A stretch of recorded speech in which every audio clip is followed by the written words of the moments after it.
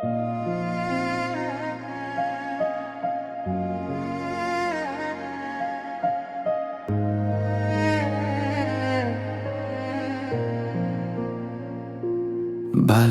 kumneyanga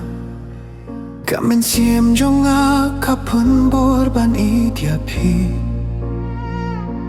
Watla filalay cingay Ngadang tupya ka jinggim kabapie Haman lamit nga kinmau yapi Haki surti mengas ngapya kajing mujongi Ngapir kat balay kajing yet kalong kumkasnen Bawantang sipor bat boy kajing kut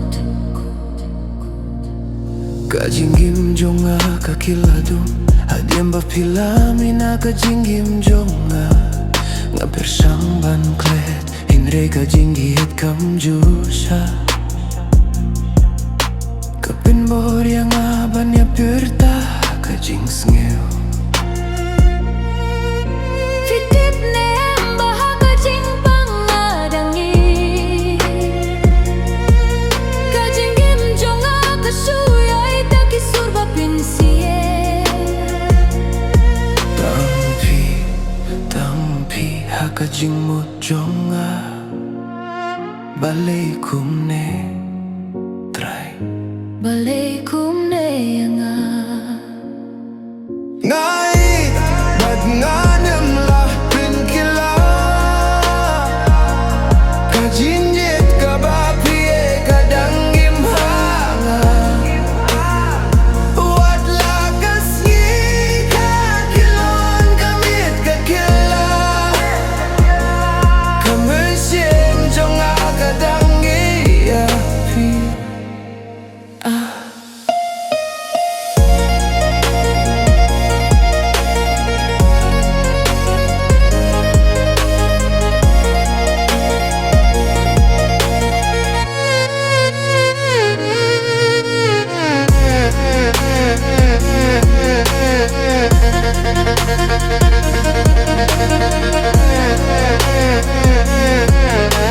Balay kumneyanga Kamin siem jonga kapin bor ban yapi Watla pila licingay Ngadang dupya kajinggim kabapie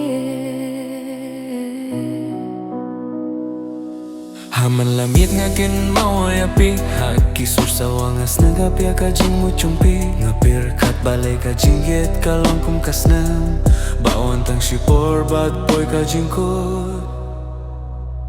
Kajinggim jonga kakiladum Hadian bafilamina kajinggim jonga Ngapir sang ban klet hinray kajing yet kam jusha Kapin boyang aban yapir taha kajing sngeu Pitip nem baha kajing pangadangi Kajinggim jonga kasuyay taki surba pinsie Tangfi ha kajing mujonga Balay kumne try Balay kumne yanga Ngait bat nganyum lapin kila Kajing yet kabafie kadangim hanga Wat lakas ni kakilon kamiat kakila Kamin siem jong Nga kadang idyapi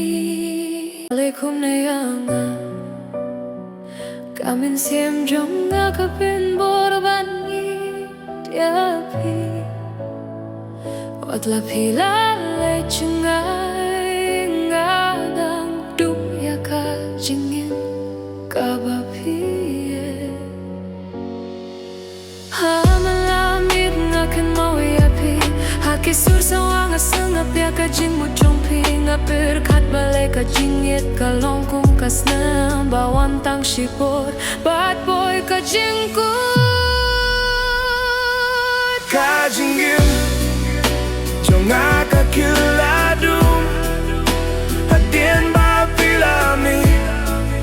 na ka jinggim jong nga bersang banglat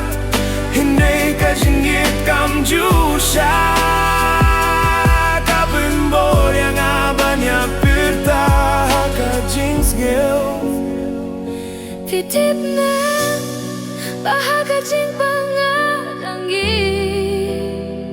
kajing imjong akasuyay dagi surba prinsi tangpi hakajing mo